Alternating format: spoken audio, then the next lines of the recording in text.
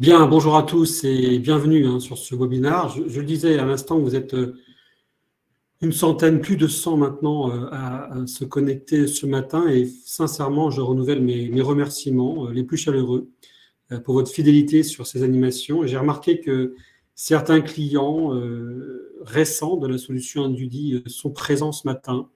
Merci à vous et merci d'avoir choisi cette solution. Alors, vous le savez, en termes de logistique, je vous invite à poser vos questions via le chat. Nos experts tenteront d'y répondre dans le temps imparti, ce qui n'est souvent pas le cas, je vous le dis tout de suite, mais s'engagent à vous apporter des éléments de réponse après le webinaire. Vous recevrez également le PDF de la présentation et vous pouvez également visualiser l'ensemble des prises de parole d'Altares sur notre site Internet.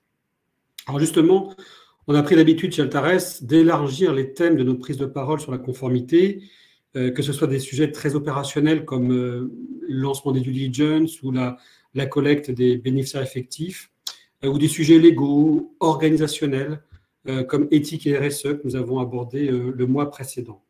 Nous avons choisi ce matin de partager un thème majeur et d'actualité, j'allais dire malheureusement, avec l'extraterritorialité des lois anticorruption qui visent donc à lutter contre le blanchiment d'argent, le financement du terrorisme et la conséquence des sanctions économiques et financières.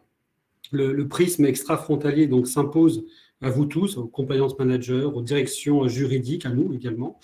Et aujourd'hui, cette extraterritorialité révèle deux tendances. Donc, le conflit des lois de conformité des sanctions, ça on va le voir, c'est important, quelles lois faut-il appliquer?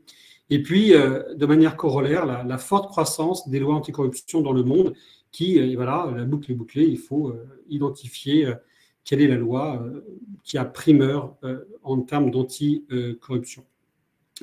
Alors, on va découvrir dans ce webinaire comment cette résonance internationale des lois anticorruption françaises vient impacter la gestion de la conformité, notamment au niveau international. Et puis, nos experts feront en deuxième partie un focus sur la réglementation internationale des cadeaux et invitations. Donc là, on est très, très précis. Et comment bien gérer celle-ci. Alors, nous sommes chez Altares très ravis d'accueillir aujourd'hui Christophe Curtelin et du cabinet Vasco Paris et Nathalie Kestener de Wow Compliance qui, pour ceux qui nous suivent, sont des speakers réguliers de nos événements, de nos webinars. Bienvenue à vous deux, bienvenue Christophe, bienvenue Nathalie. Et je le dis sincèrement, personnellement, c'est un plaisir de partager ces expériences, ces connaissances, tout ce contenu, voilà, j'allais dire des choses un peu plus émotionnelles, mais ce contenu avec vous deux. Merci bien pour votre présence. Peut-être un petit mot avant d'entrer dans le vif du sujet. Merci Laurent, bonjour à tous. Effectivement, plaisir partagé et justement, enfin, cette heure qu'on va passer ensemble, l'objectif, comme c'est indiqué, c'est vraiment de faire du partage. On n'est pas là pour faire un cours ou pas là pour être vraiment dans du fond théorique, mais vraiment pour partager et puis justement que les participants puissent en retirer quelque chose pour leur propre expérience. Et c'est ça qui est intéressant dans ces interventions. Merci Christophe. Nathalie, merci de ta présence. Oui, bonjour. Merci Laurent, merci Christophe. Alors, toujours un plaisir d'avoir cet échange avec vous tous et puis notamment avec Altares, avec qui on a régulièrement ces interventions.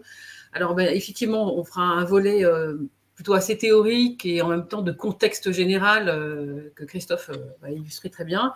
Et puis, je m'attacherai vraiment à comment, finalement, tous ces enjeux, on arrive à les décliner dans l'entreprise, de la gouvernance jusqu'aux enjeux opérationnels, parce que ça va être le quotidien de chacun et puis le rôle finalement de l'entreprise de pouvoir le décliner. Voilà. J'espère que ça vous intéressera et puis à votre disposition s'il y a des questions. Voilà, on verra les questions, mais on doit respecter notre temps. Bon, voilà, donc déjà, on va commencer par cette première partie. Christophe, donc tu connais comment ça fonctionne. Tu m'indiques de passer le slide et je te laisse la parole sur cette première partie de ce webinaire. D'accord, parfait. Merci Laurent. Alors juste un mot sur le cabinet Vasco Avocat Paris. En fait, on a un cabinet hyper spécialisé sur la conformité internationale. Et c'est ce qui sous-tend justement cette intervention de ce matin, c'est le côté international des réglementations anticorruption, mais aussi toutes les imbrications en fait, qui sont connexes à la corruption, et notamment, quand on dit la trade compliance, ce sont les pays sous sanctions, les sanctions économiques et financières, et c'est ce qu'on va aborder donc, dans les minutes qui viennent. Donc, Laurent, on peut passer justement un peu plus de détails, slide suivant. En fait, on va aborder d'abord cette imbrication, justement, entre plusieurs notions qui sont connexes et en matière de conformité. Bien sûr, les réglementations sont, dans un premier temps, en silo, mais néanmoins, d'un point de vue opérationnel, et c'est ce qui vous intéresse, tout ça est vraiment interconnecté. On a la corruption, on a le blanchiment, on a le financement du terrorisme, et tout ça fait partie d'un tout. Donc, on va voir les définitions. Après, le sujet en tant que tel de l'extraterritorialité qui nous intéresse aujourd'hui, comment on aborde ce sujet quand on travaille du coup à l'international. Après, on va faire donc ce focus sur la corruption en tant que telle. Et puis, on va aborder, en fait, en termes de nouveautés sur la thématique, le conflit d'intérêts, qui souvent est une notion un peu vague, pas forcément bien comprise. Donc, on va donner 2 mots sur cette thématique. Et puis après, on sera directement sur en tant que tel, les sanctions économiques et financières qu'on va aborder aussi sous cet aspect de l'international, de l'extraterritorialité, parce qu'il y a vraiment des choses communes, en fait, entre la corruption et les sanctions économiques et financières. Voilà le programme. On va passer donc au slide suivant. Alors, en fait, ces 4 thématiques que sont la corruption, le blanchiment, le financement du terrorisme et les sanctions économiques, ce n'est pas une innovation Vasco Avocat qui le dit, c'est la Banque mondiale. En fait, on a vraiment des incriminations en fait, ou des pratiques qui sont toutes liées les unes avec les autres. Par exemple, la Banque mondiale dit que les produits de la corruption sont déguisés, sont blanchis par des personnes, donc des personnes corrompues, pour pouvoir ensuite donc les dépenser, les investir. Et quand le produit de la corruption ensuite va être blanchi, en fait, ça va plus facilement aider à financer des organisations terroristes. Et donc, c'est là qu'on voit vraiment cette imbrication entre ces différentes incriminations. Alors, c'est quoi finalement? On va juste revenir aux fondamentaux. Slide suivant, Laurent, merci. La corruption, alors, vous le savez probablement, mais c'est bien de redonner ce panorama. La corruption, d'abord, c'est un comportement qui est pénalement répréhensible. Alors, dans beaucoup de pays, on verra après d'où ça vient, avec une personne qui va solliciter, une personne qui agrée, qui accepte un don, une offre, une promesse, des cadeaux, des avantages pour, en fait, accomplir, ne pas faire, omettre de faire quelque chose, retarder quelque chose. Donc, on voit l'effet communicant entre une action et de l'autre côté, finalement, une réaction de l'autre personne. Et la corruption peut être dite active, celui qui va être à l'origine, passive, celui qui reçoit. Et puis, à l'origine, on était sur une corruption d'agents publics, c'est-à-dire des représentants d'États, d'organismes territoriaux, d'agences, etc. Et en fait, on a eu une évolution vers la corruption dite commerciale, c'est-à-dire entre entreprises. Et on a certaines réglementations qui visent ce point-là. Donc ça, c'est la corruption. Ensuite, on va passer rapidement au suivant, le blanchiment. Et le blanchiment, en fait, c'est quoi? C'est donner une apparence légitime au résultat d'un crime. Alors, le crime peut être d'origine diverse, hein, ça peut être justement la corruption, ça peut être la prostitution, le trafic d'armes, la fraude fiscale, et en fait, le blanchiment consiste à rendre finalement légal ce résultat qui vient donc d'un crime. Et on a 3 volets, en fait, c'est placement ou prélavage, l'empilage ou lavage et intégration ou essorage. En fait, on a ces 3 volets qui nous amènent à avoir le résultat d'un crime pour ensuite le réintroduire dans le système financier avec une apparence de légalité. Et donc, ce sont ces 3 volets qui se passent dans le blanchiment pour arriver du crime à quelque chose de légal, et ensuite qui peut réalimenter justement le financement du terrorisme. Donc, on va aller au slide suivant. Et le financement du terrorisme, en fait, c'est donner des fonds, des valeurs, des biens, en sachant qu'ils vont être utilisés en vue de commettre des actes de terrorisme. Donc, en fait, on voit bien que je donne des fonds pour qu'il se passe quelque chose ensuite. En France, on a eu récemment un arrêté en 2021, justement, qui définit le cadre de référence pour la lutte contre la fraude, le blanchiment de capitaux et le financement du terrorisme. Je vous invite à le lire, c'est un arrêté du 9 septembre 2021 qui aborde ces différents sujets. Et puis, on a le dernier point qui relève plus de la trade finance, les sanctions économiques et financières. C'est le slide suivant, Laurent.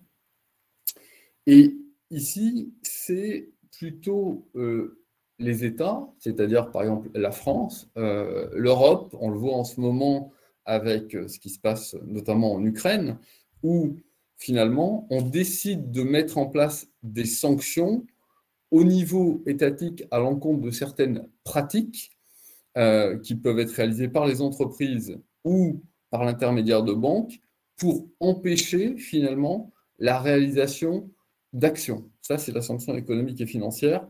Et là, c'est, on va dire, le bras non armé, mais économique des États pour finalement stopper certaines pratiques qu'on ne veut pas voir. Et tout ça, en fait, ça peut être notamment pour lutter contre le terrorisme. Donc, c'est pour ça qu'on voit cet enchevêtrement des 4 thématiques qu'on vient de voir. Une fois qu'on a dit ça, ensuite se pose la question de l'extraterritorialité. En fait, des contrats à l'international, la question qui se pose, c'est bien sûr quelle loi s'applique à moi. Je suis une entreprise française, donc bien entendu, j'ai les lois du ressort où mon entreprise est constituée, donc la France, mais l'extraterritorialité, c'est permettre à d'autres États, à d'autres lois, ou en tout cas sont d'autres lois qui s'autorisent à venir réguler des choses qui sont réalisées par une entité, par exemple, qui serait constituée en France. Et c'est là que ça commence à être complexe pour une entreprise qui travaille à l'international, c'est de prendre en compte aussi ces aspects-là, notamment dans son programme de conformité, pour voir quels sont ces effets qui peuvent aussi impacter le fonctionnement de l'entreprise. Donc ça, c'est ce qu'on va aborder. Juste une chose aussi, vous avez peut-être entendu parler des lois de blocage, et donc au départ, c'est pour lutter justement au niveau européen contre l'extraterritorialité de certaines réglementations. C'est un règlement qui datait de 1996 et qui a été mis à jour notamment en 2018 pour justement bloquer l'application extraterritoriale de lois étrangères. Donc en fait, on essaye de lutter contre ça, mais dans la pratique, malheureusement, cette loi de blocage n'est pas efficace. Pourquoi ? Parce que les entreprises, quand bien même, en fait, une application d'une loi étrangère ne s'appliquerait pas sur le territoire européen en raison de cette loi de blocage, c'est-à-dire on veut en limiter les effets, une entreprise qui travaille à l'international, elle va avoir des effets collatéraux qui vont la bloquer dans ses activités internationales et finalement, elle va se ranger à respecter ces réglementations étrangères parce qu'elle ne veut pas être bloquée de manière indirecte sur ses activités. Et donc, c'est tout l'enjeu de cette extraterritorialité où finalement, je dis clairement, il est impossible pour une entreprise travaillant à l'international de ne pas considérer ces lois extraterritoriales, quand bien même on a cette fameuse loi de blocage en Europe. Voilà, ça c'est le contexte. Au niveau, en tant que tel, de la corruption, alors vous connaissez probablement tous le sujet de Transparency International qui fait un classement annuel avec des évolutions de classement des différents pays. Je le remets ici, mais en sachant qu'en fait, on a quand même toujours il faut toujours avoir un regard sur ces classements. Ils prennent en compte certains critères qui sont déjà des choix. Ces critères-là prennent en compte 13 paramètres. Ces paramètres viennent d'agences locales, d'informations locales, et donc il faut quand même prendre du recul par rapport à la nature du baromètre. Ce qui est intéressant, par contre, c'est de voir où se situent les différents pays les uns par rapport aux autres. C'est ça qui est, je trouve, intéressant. Et si on prend des pays comme la France, le Royaume-Uni ou les États-Unis, on va dire on est quand même dans un mouchoir de poche sur 180 pays. En fait, on est entre le Royaume-Uni classé 11e, les États-Unis 27e. Voilà, on est dans à peu près les mêmes catégories. Ce qui est intéressant à voir, c'est l'émergence de certains pays, et notamment la Chine, qui progresse fortement en fait, dans ces classements. Et justement, c'est en liaison directe avec ces réglementations pour lutter contre la corruption. Et on voit qu'il y a un certain effet. Et juste pour information, les premiers de la classe, c'est le Danemark, la Finlande et la Nouvelle-Zélande. Et je trouve, en tant qu'avocat, ce qui est intéressant, c'est de voir les systèmes juridiques. En fait, on est quand même dans des systèmes juridiques, même si on dit que le Danemark et la Finlande sont des pays civilistes, en fait, il y a une forte connotation anglo-saxonne dans leur droit. On n'est pas dans le droit de common law, mais quand même l'inspiration est très forte. Et on voit que les pays de common law ont quand même une approche, on va dire, plus forte sur la conformité, avec un effet plus fort. Pourquoi ? On pourra tenter de l'expliquer, mais en tout cas, c'est intéressant de voir que les pays de common law ont quand même une avance sur la conformité, parce que c'est une conception du droit moins régulée par les codes, mais plus par la pratique et la responsabilisation des acteurs. Et ça, c'est, je trouve, extrêmement important quand on parle de conformité, c'est la responsabilité des acteurs et la responsabilité notamment des entreprises, des banques, en fait, qui prennent en fait, le sujet et s'autorégulent pour mettre en place finalement des limites à certaines pratiques. Donc voilà cette évolution et ce sujet. Donc sur les classements. Ensuite, on peut passer au slide suivant. Si on prend les lois anticorruption, ici on va les balayer aussi assez rapidement. La base de tout, c'est le FCPA américain, qui a été véritablement en 1977 le ferment en fait de tout ce qu'on a connu ensuite, notamment le UK Bribery Act, la loi Sapin 2, etc. En fait, c'est né là parce que en 77, les Américains ont initié finalement cette réglementation, puis ils se sont rendus compte rapidement qu'ils étaient un peu seuls et que lutter contre la corruption, en étant les seuls au monde à lutter contre la corruption, c'était compliqué puisqu'ils mettaient des semelles de plomb à leurs propres entreprises sur la scène internationale. D'où une pression très forte auprès de l'OCDE, justement pour mettre en place une convention, justement en lien avec la corruption, où tous les pays parties prenantes de l'OCDE s'engageaient à mettre en place des sanctions pénales pour lutter contre la corruption d'un agent public. Et donc la France en faisait partie, la France a adhéré dès 2000 à la convention OCDE. Ensuite, on a eu au niveau de l'ONU, en fait, la même chose, une convention, la convention de Mérida, qui, elle aussi, alors elle n'a pas eu un grand apport nouveau par rapport à l'OCDE, puisqu'en fait, on avait déjà des engagements. Par contre, elle a étendu les définitions. Et c'est intéressant de voir, justement, quand on va parler tout à l'heure du conflit d'intérêts, toutes les infractions sous-jacentes qu'on peut avoir avec la corruption, la convention de Mérida a commencé à parler du trafic d'influence, du recel et du recel de blanchiment des fruits de la corruption. Donc ça a été intéressant pour voir finalement, on a élargi le périmètre. Ensuite, en Europe, on a le UK Bribery Act qui a été une nouveauté en Europe et qui a été remarquée puisque finalement, elle s'est mise dans les pas de la réglementation américaine en étant quasi plus forte ou aussi forte que les Américains en termes d'extraterritorialité, avec des éléments de rattachement pour être capable de poursuivre en dehors du territoire du Royaume-Uni de manière assez forte. Exemple, dès lors que une entreprise tire des profits de l'activité économique au Royaume-Uni, eh ben, cette entreprise-là, d'une certaine manière, est redevable et doit respecter la réglementation du UK Burberry Act. Et c'est là qu'on voit cette extraterritorialité très forte, puisqu'on a un élément de rattachement qui peut rendre applicable cette réglementation à toutes les entreprises, même pas directement basées au Royaume-Uni, mais qui tirent un profit de l'activité qui se passe au Royaume-Uni. Donc ça, c'est un point à noter justement en termes d'extraterritorialité, où on a là un acteur avec cette réglementation qui commence à sortir de manière très éloignée de l'application territoriale. Ensuite, on a eu bien sûr la loi Sapin 2 avec l'AFA que vous connaissez, mais le but aujourd'hui, ce n'est pas de reparler de la loi Sapin 2 en tant que telle. Et puis, les autres évolutions internationales, et c'est ce qu'on va voir ensuite. On peut passer au slide suivant, Laurent. C'est toutes les lois anticorruption dans le monde. On voit qu'on commence à en avoir un sacré nombre. Alors, pas ici, on les a classées par zone géographique. Donc, l'Europe est bien équipée. On a l'Amérique du Nord. C'est clair que le Moyen-Orient, l'Afrique, si on compare par rapport aux tailles et au nombre de pays, est bien moins équipé.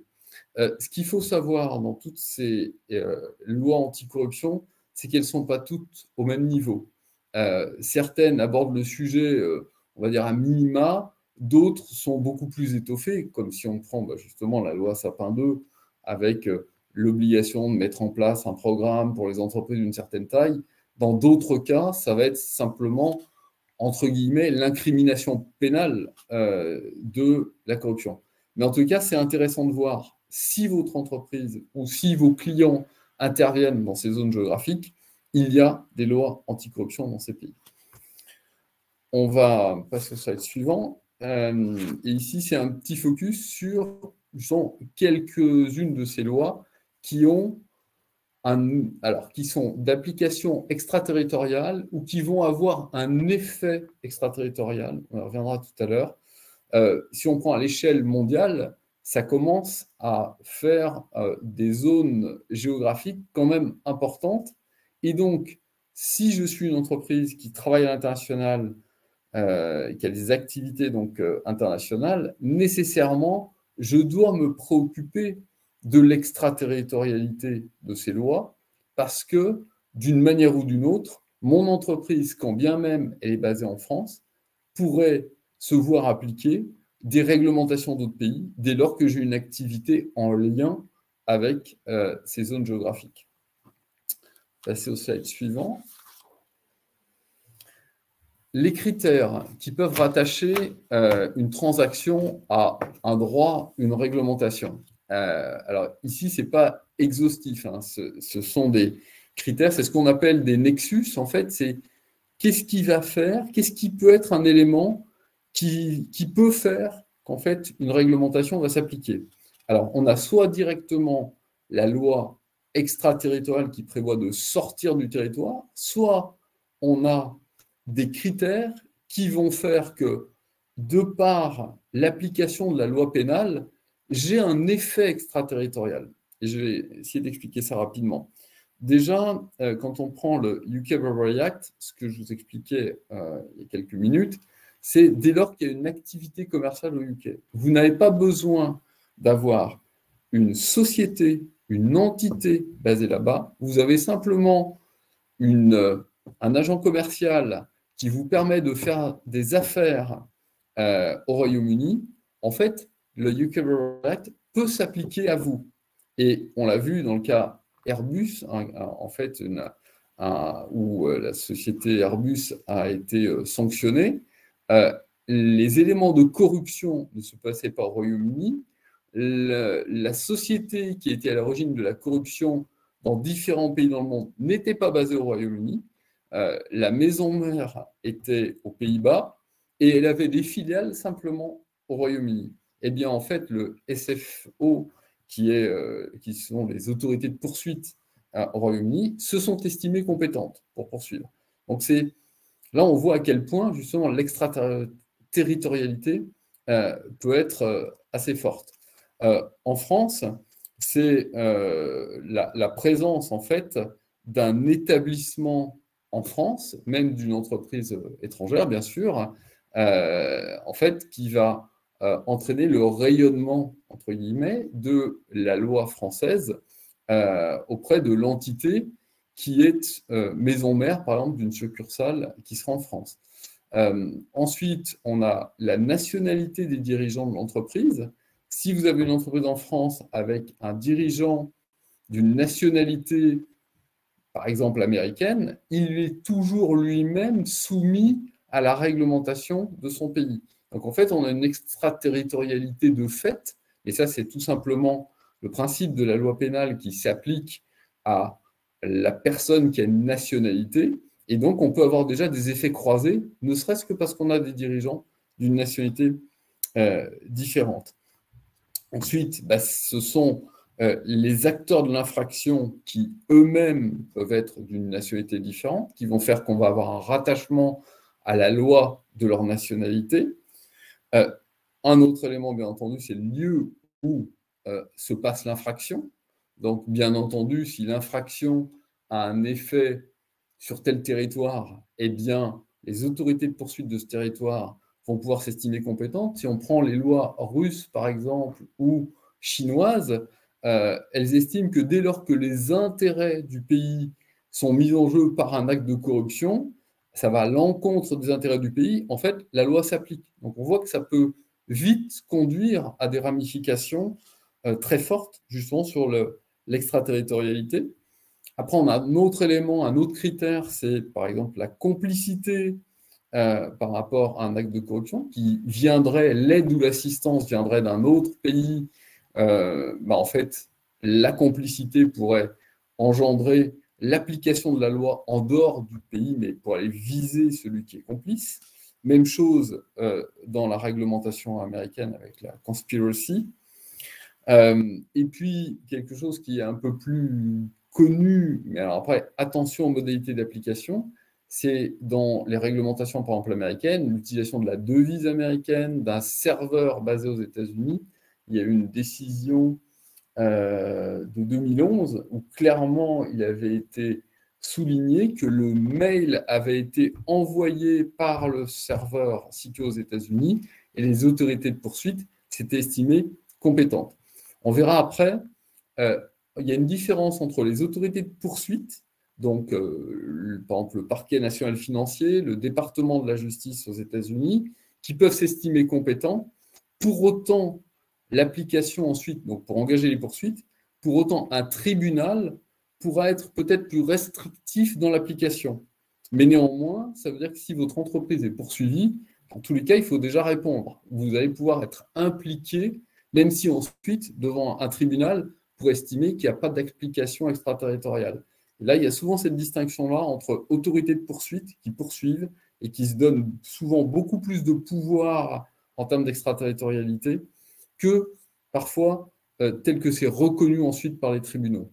Mais néanmoins, au quotidien, si votre entreprise est poursuivie, en fait, il faut répondre, ça engendre des coûts, en termes d'image, c'est catastrophique, etc. Donc, c'est pour ça que l'extraterritorialité est quand même à prendre en compte dès la mise en place de vos programmes de conformité. On va passer au suivant. Je vais essayer d'accélérer un peu. Ici, ce que je souhaite souligner, c'est que, en fait, on n'a pas, si votre entreprise est poursuivie sur la base de plusieurs réglementations distinctes, en fait, on n'a pas une réponse coordonnée qui empêche finalement plusieurs poursuites de différentes autorités de poursuite. Et ça, c'est une vraie difficulté sur la scène internationale. Votre entreprise travaille à l'international, elle peut se retrouver poursuivie par deux autorités de poursuite sur la base de deux réglementations distinctes. Il y a ensuite des tentatives au niveau des conventions internationales pour que les autorités de poursuite puissent se mettre d'accord, mais ça reste encore sur la base du volontariat. Alors, on a eu des exemples avec des décisions, des autorités de poursuite qui se sont mises d'accord, et notamment, justement, il y a eu le cas Airbus, où à un moment, elles se sont mises d'accord pour se partager entre guillemets le gâteau. Mais ce n'est pas une obligation. Et donc, dès lors que votre entreprise serait poursuivie par plusieurs autorités de poursuite, c'est à vous d'essayer de coordonner tout ça finalement, de prendre l'initiative parce que vous avez intérêt à ce que finalement les autorités de poursuite des différents pays puissent se parler, puissent échanger. Ensuite, on a les accords, c'est-à-dire que dans le cadre, vous le savez peut-être, mais on a la justice négociée, c'est-à-dire qu'en fait, pour mettre fin aux poursuites, je vais mettre en place un accord avec ces autorités de poursuite. Et donc, ça existe bien sûr avec la loi Sapin 2, ça existe avec le FCPA, ça existe avec le UK Bribery Act. Mais attention, ces éléments négociés, donc des contrats pour mettre fin aux poursuites, attention au contenu de ces contrats, puisque une autorité de poursuite, si vous mettez en place un contrat avec elle pour stopper les poursuites, elle peut très bien vous interdire, d'une certaine manière, de vous défendre dans un autre pays. Vous ne pouvez pas contester les faits pour lesquels vous êtes mis d'accord dans un pays. Vous ne pouvez pas, du coup, avoir une autre version dans un autre pays. Et donc, c'est l'effet un peu pervers de ces accords pays par pays, parce que vous pouvez vous retrouver muselé dans un pays et en fait, ça aura des effets dans un autre pays. Voilà ce que l'on peut dire. Et comme je vous disais, il y a quand même un début de coopération, mais ça ne vient pas de la réglementation, ça ne vient pas d'une loi, ça ne vient pas d'une convention internationale. Les conventions internationales ne font que inciter, mais il n'y a pas d'obligation à ce que les autorités de poursuite pour corruption se mettent d'accord entre elles. On va passer au slide suivant. Juste un focus rapide sur le conflit d'intérêts, qui est souvent une notion, en fait, qui n'est pas forcément comprise. En fait, c'est un conflit, c'est une incrimination qu'on pourrait appeler sous-jacente à la corruption. En fait, l'AFA a donc publié un guide pratique en novembre dernier. Et l'AFA, justement, et je vous incite à le lire parce qu'il est très, très bien fait, pour expliquer ce qu'est le conflit d'intérêts. Le conflit d'intérêts, en fait, on va le retrouver en France dans plusieurs réglementations distinctes. Le Code de la santé publique, par exemple. On a justement des mêmes choses avec les opérateurs qui sont titulaires d'un agrément de jeu en ligne. Eux aussi, ils doivent faire attention au conflit d'intérêts, etc. Donc, en fait, on a dans différents codes des éléments qui parlent du conflit d'intérêts. Mais néanmoins, le conflit d'intérêts, ce sont souvent les prémices à des actes de corruption. Et c'est pour ça que l'AFA dit « prenez en compte le conflit d'intérêts ». Le conflit d'intérêts, c'est finalement avoir, comme son nom l'indique, deux intérêts en contradiction. Par exemple, un employé qui va ou un collaborateur d'une entreprise qui va recevoir une compensation d'un fournisseur, d'un concurrent, d'un client. Là, il y a un conflit d'intérêts puisqu'il est tenu par deux opérateurs qui vont essayer de l'influencer. C'est un employé collaborateur qui pourrait être lié étroitement avec un fonctionnaire. Donc, ce sont tous les éléments où une personne peut avoir à choisir, en fait, avoir deux relais pour diriger son action. Et c'est ça le conflit d'intérêts. Et donc, ce qui est vraiment conseillé, c'est de mettre en place en fait un programme sur les conflits d'intérêts au sein de vos organisations. Donc, au départ, c'était dans le secteur public. Ensuite, c'était décliné dans le secteur privé, justement, de ne pas être influencé par un fournisseur, etc. Donc, on a ce guide de l'AFA. À l'étranger, on n'a pas, par exemple, États-Unis, Royaume-Uni, on n'a pas de guide. Par contre, on note que des organisations ont mis en place justement des guides internes au regard de leurs collaborateurs pour justement lutter contre le conflit d'intérêts. Et donc, comme le conflit d'intérêts peut être le prémisse de la corruption, c'est pour ça qu'il est vraiment préconisé de mettre en place un propre programme sur les conflits d'intérêts parce que ça alimente la corruption, mais ce n'est pas en tant que tel un élément de corruption. Et on n'a pas de réglementation spécifique, on a juste un guide en France et des pratiques dans les autres pays, mais on n'a pas en tant que tel une incrimination directement sur le conflit d'intérêts en général. Voilà ce qu'on peut dire sur le conflit d'intérêts qui est un sous-jacent de la corruption. Là, on a parlé donc de la corruption. Maintenant, on va parler très rapidement des sanctions économiques. On va passer au slide suivant. En fait, on peut passer au slide suivant. C'est quoi les sanctions économiques? On a vu que ça faisait partie d'un tout.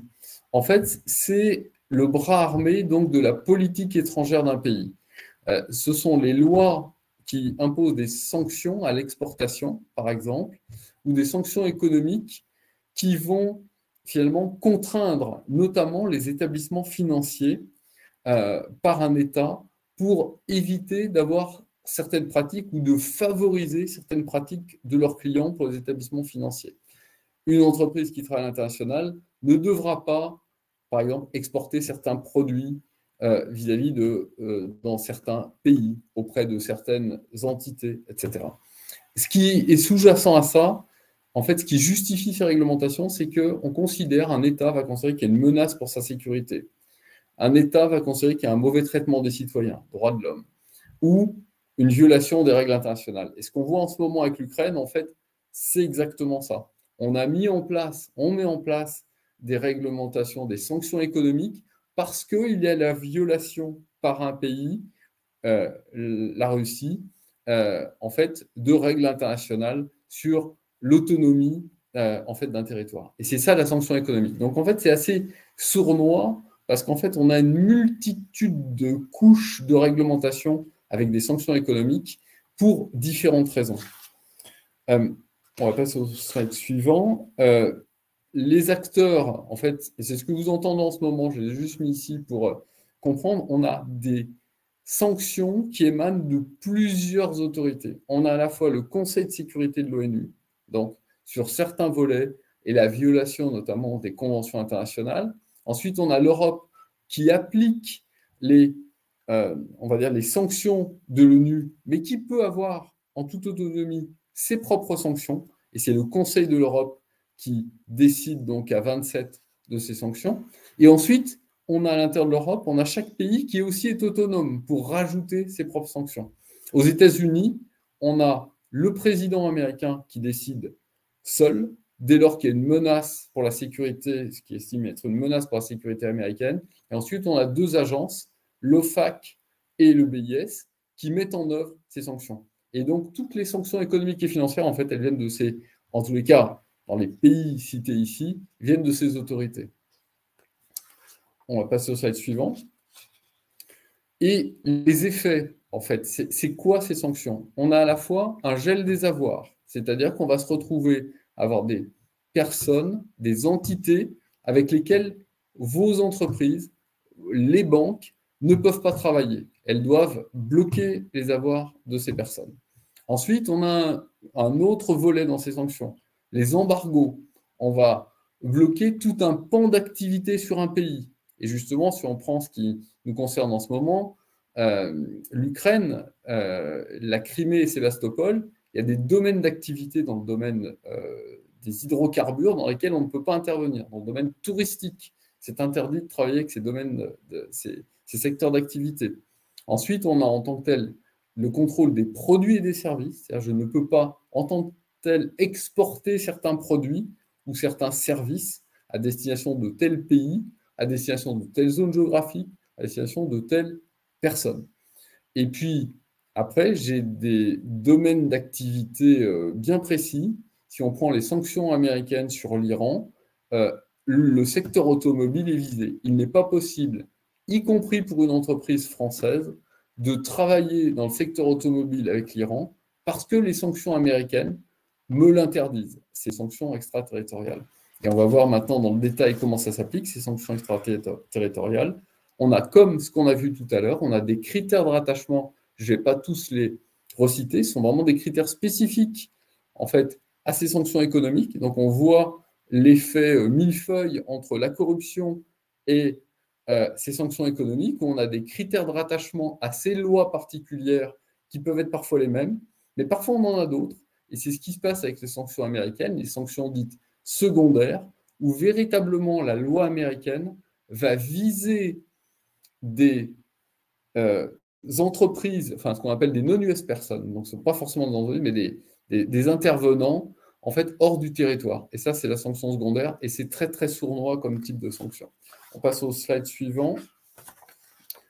Ça, je vous l'ai mis, vous regarderez plus en détail, c'est justement, même chose, une réglementation américaine qui est très récente et qui est du 23 décembre 2021 et qui impose à tout importateur américain, y compris si le produit vient d'Europe, à ce que l'exportateur, par exemple français, soit capable de démontrer que les produits qui viennent d'une Xinjiang, en fait, en Chine, en fait, soit capable de démontrer que les produits ne viennent pas de cette zone-là. Donc, il y a une obligation pour une entreprise française qui a des fournisseurs chinois et qui ensuite souhaite exporter une partie de ses produits, même assemblés aux États-Unis, de s'assurer, être capable de prouver, en fait, que les produits ne viennent pas de cette zone. Et là, on voit l'effet extraterritorial d'une loi américaine qui va rejaillir sur un exportateur européen qui lui-même travaille avec la Chine. Et ces sanctions économiques internationales, elles sont tellement imbriquées qu'on a un danger, entre guillemets, extrêmement fort pour toute entreprise travaillant à l'international. Je ne vais pas rentrer plus dans le détail là-dedans et je vais en terminer par là avec la conclusion de ma partie. Pour votre gestion de compliance, quand on voit la corruption et les sanctions économiques, on a vraiment à prendre l'aspect global en tant que tel, mais également local, puisque toutes les incriminations ne sont pas les mêmes. On a donc des thématiques corruption, pays sous sanction, qui sont différentes. Donc vraiment à considérer ces deux sujets de manière indépendante, mais dans un programme du coup qui serait plus global. Et attention aussi aux mises à jour, notamment dans les sanctions économiques et financières. Le changement est extrêmement rapide et ce qui est vrai à un instant T ne l'est plus en T+1. Donc, ça demande à être vraiment en constante vérification sur les évolutions. Et bien sûr, dans les deux cas, on a les sanctions qui sont avec soit directement extraterritorial, soit avec effet extraterritorial. Et c'est là qu'est le danger pour vos opérations à l'international. Voilà, c'est très difficile, je suis désolé, je suis très très long. C'est très difficile d'aborder tous ces sujets passionnants, mais voilà, j'en terminerai par là.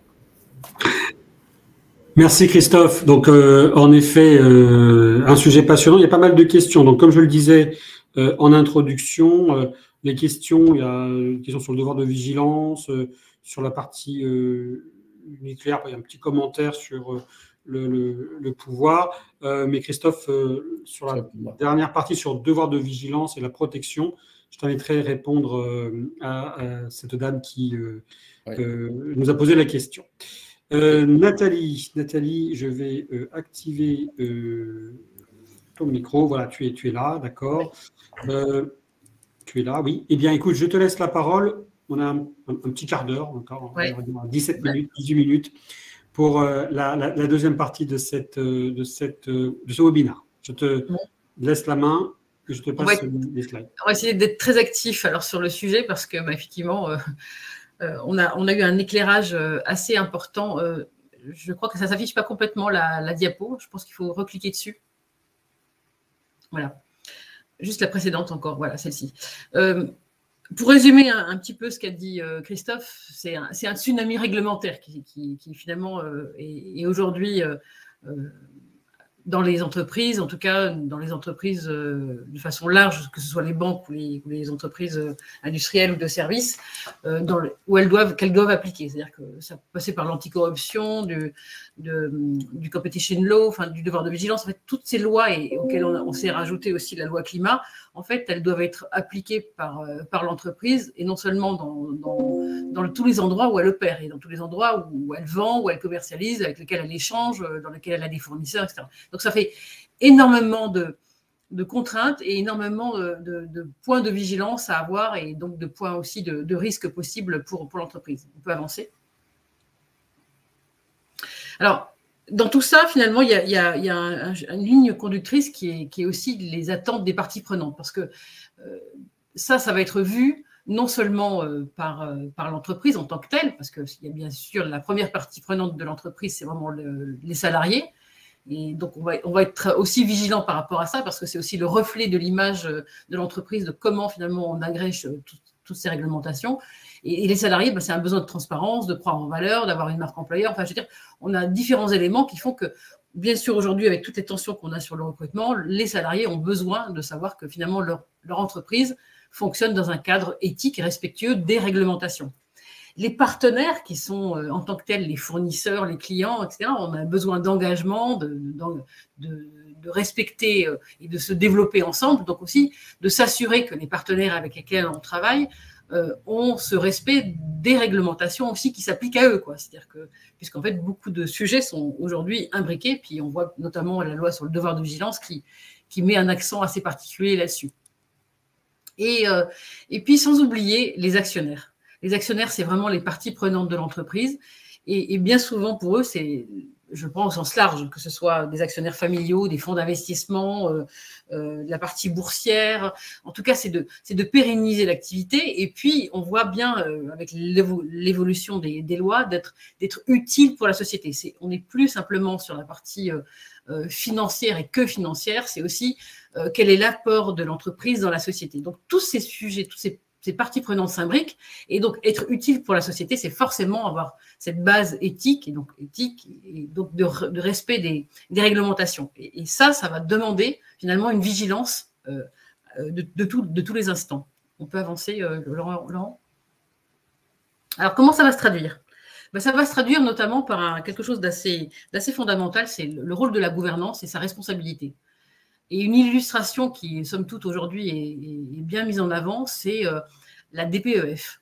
Alors, dans la partie gouvernance, il y a vraiment la partie non opérationnelle, on va dire, c'est le board, enfin, le conseil d'administration, et aussi la partie opérationnelle.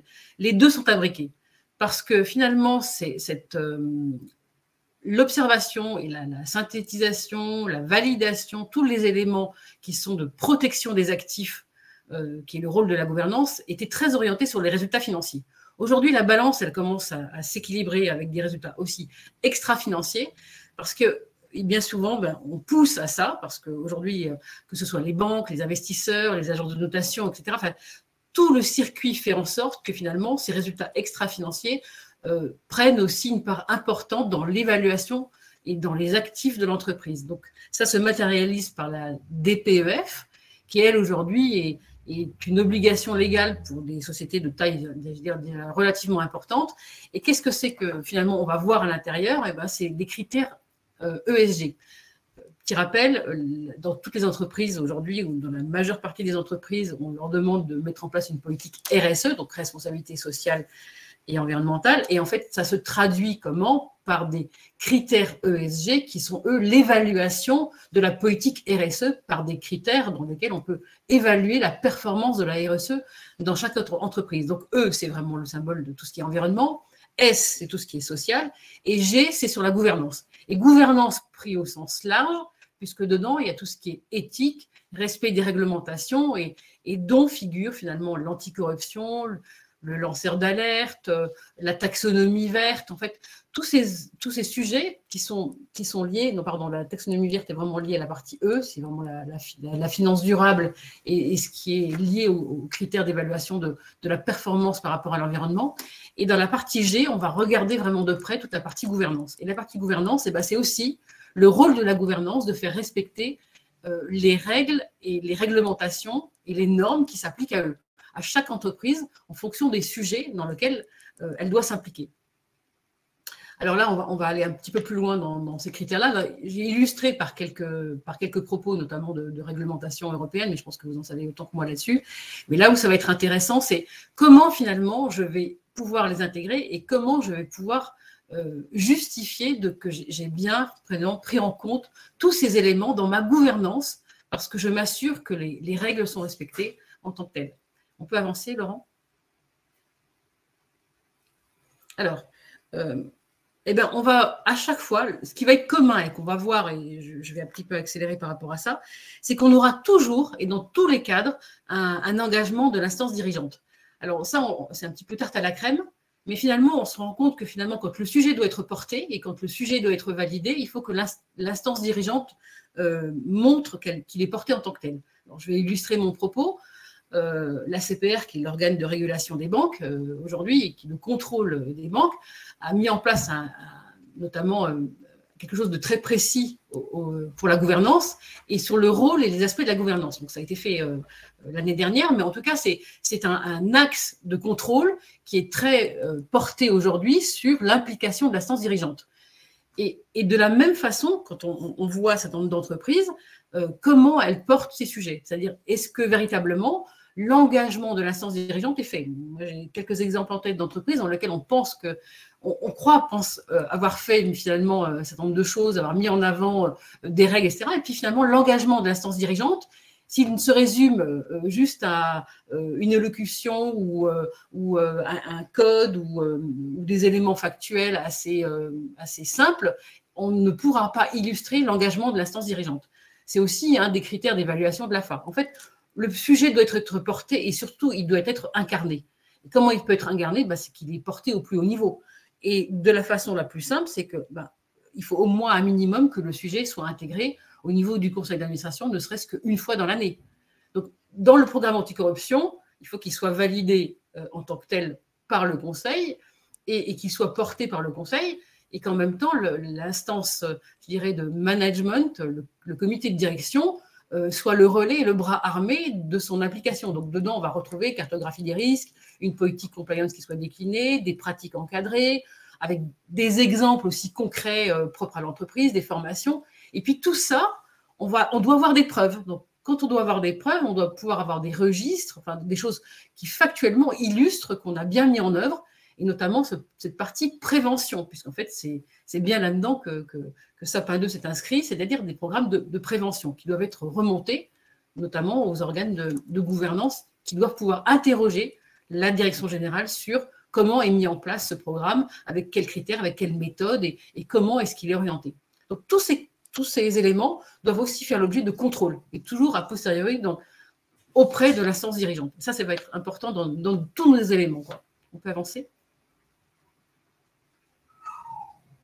Alors, la réglementation, elle peut être illustrée aussi par les cadeaux et invitations. Laurent voulait qu'on illustre ça, mais parce que c'est aussi un exemple important, parce qu'on voit bien que finalement, dans les différentes réglementations, on n'a pas la même façon d'aborder finalement les éléments constitutifs d'une politique anticorruption. Les cadeaux et invitations, ça en fait partie. Ce qui se passe en France n'est pas forcément le pendant aux États-Unis et encore moins en Grande-Bretagne. Et pour autant, l'entreprise, elle doit être en capacité de démontrer qu'elle a mis en place un programme suffisamment large et suffisamment pertinent de façon globale et aussi dans chaque pays. Donc, ça complique encore en plus les pratiques et les pratiques de mise en œuvre et d'application au quotidien, ne serait-ce que par une autorisation qui est validée par le supérieur hiérarchique en France, qui est acceptée, mais qui ne le sera pas aux États-Unis, où il faudra un tiers, le déontologue, le directeur juridique, voilà. Donc, ça va être aussi une complexité en plus à aborder. On peut avancer. Alors, les prérequis sur la partie politique cadeau, c'est toujours la même chose. On va avoir ce rapport à l'engagement de l'instance dirigeante, on va avoir besoin de pratiques encadrées, des exemples, et tous ces ensembles doivent correspondre parfaitement à l'entreprise. Et d'une entreprise à l'autre, on n'aura pas les mêmes contraintes et les mêmes attributions. Donc, en fait, tout ça va demander beaucoup d'éléments constitutifs et documentaires, et en plus de formation et d'encadrement des éléments avec l'assurance à chaque fois d'avoir la preuve de ce qu'on avance. Et en particulier aussi des contrôles qu'on aura réalisés pour prouver ce qu'on a mis en œuvre et la façon dont on a opéré et la méthode qu'on a appliquée. Je passe parce que finalement, on est pressé. Alors, dans toutes ces étapes, on a toujours, à chaque fois, ce qu'a rappelé Christophe, l'identification des lois qui sont applicables. Les lois qui sont applicables ne sont pas les mêmes en fonction des entreprises et des pays dans lesquels j'agis. Donc, et cette évaluation, elle doit être faite au départ, parce que si je me place du point de vue de la gouvernance, je ne peux pas imaginer prendre en compte toutes les lois dans le monde entier. Donc, il va bien falloir prendre en compte les lois dans lesquelles, finalement, je suis responsable. Mais en même temps, cette couche extraterritoriale. Donc, se poser à chaque fois la question, mon Dieu, c'est effectivement le pays où j'opère, mais en plus, y aurait-il pas une loi extraterritoriale dans laquelle, finalement, je devrais m'inscrire? Donc, ce millefeuille, cette couche, elle va devoir être appréhendée. Et elle va devoir aussi s'intégrer parfaitement dans tous les programmes dans lesquels l'entreprise va devoir agir et démontrer qu'elle a mis en œuvre et qu'elle est conforme. Toujours dans cet aspect, je dirais, démonstration auprès de l'instance dirigeante et auprès des tiers. Voilà. On va avancer parce que je pense qu'on n'aura pas le temps de voir le reste. Donc, finalement, si on prend ce parti-là de respecter l'ensemble des règles et l'ensemble des réglementations, il n'y a pas aujourd'hui d'autre moyen que d'avoir une application avec une solution digitale qui permette justement de former, d'informer, d'avoir des workflows de façon décisionnelle qui puissent valider les différents principes juridiques avec des outils probatoires qui permettent de tracer, d'enregistrer et d'inviter à montrer et à démontrer qu'on a mis en œuvre tout ce qui est nécessaire de mettre en œuvre. Et puis, ce qui va être aussi important, c'est d'être alerté en temps réel, c'est-à-dire de ne pas avoir ces éléments factuels dans lesquels finalement on pourrait être impliqué, mais finalement beaucoup trop tard, parce qu'on voit bien que le temps est perdu, ne permet pas de retrouver finalement sérénité pour pouvoir adresser les choses et les régler finalement dans le temps. Donc tout ça va devoir aussi être bien souvent centralisé, parce que quand bien même on opère par pays, on a besoin d'avoir une vision finalement globale, parce que quand on est contrôlé, on n'est pas contrôlé en disant, mon Dieu, il n'y a qu'une seule entité ou qu'un seul endroit.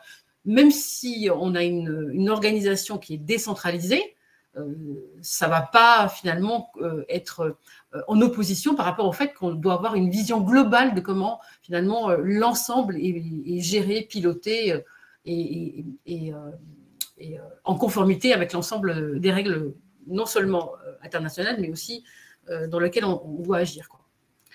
On peut avancer.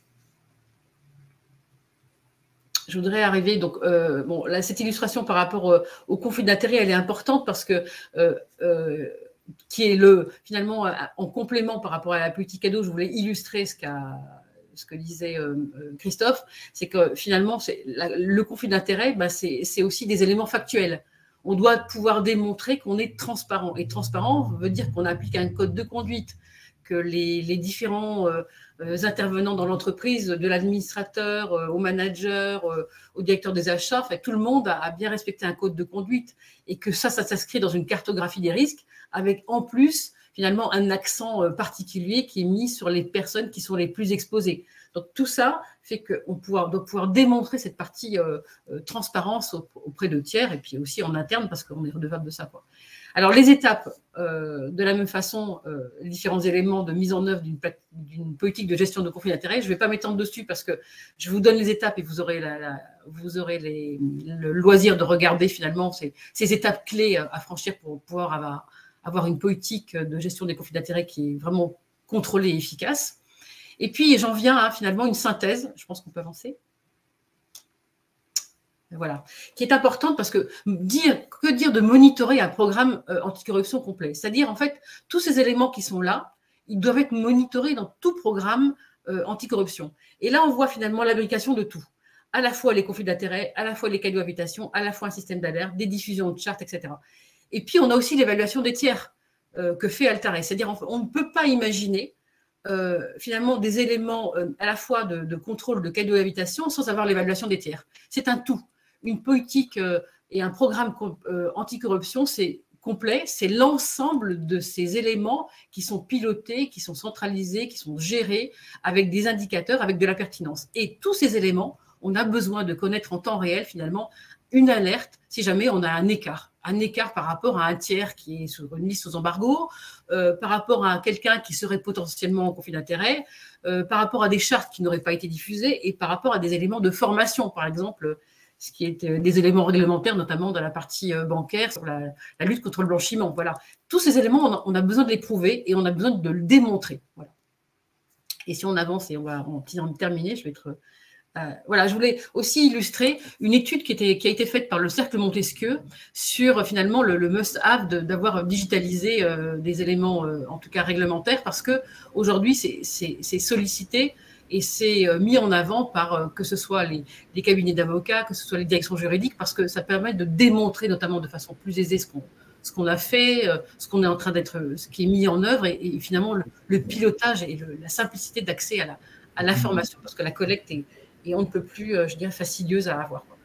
Alors, je crois que j'en ai terminé, Laurent, et je crois que j'ai rattrapé un petit peu le temps qu'on a perdu. Vous pouvez y avoir un slide qui est finalement une synthèse de ce que je viens de vous proposer, c'est-à-dire finalement de ce qu'on propose aujourd'hui, c'est-à-dire d'avoir un outil qui synthétise et qui permet de piloter en temps réel tous ces programmes et tous ces sujets. Voilà. Merci Nathalie. Non, le temps ça va, on n'a pas forcément trop débordé. C'est vrai que c'est un sujet qui, comme l'a dit Christophe, passionne, qui aussi est en mouvement. Merci à vous deux. Donc, il y avait quelques questions sur le chat. J'ai vu que Christophe avait pris la main sur quelques réponses. Néanmoins, on n'aura pas forcément le temps d'apporter des réponses complètes dans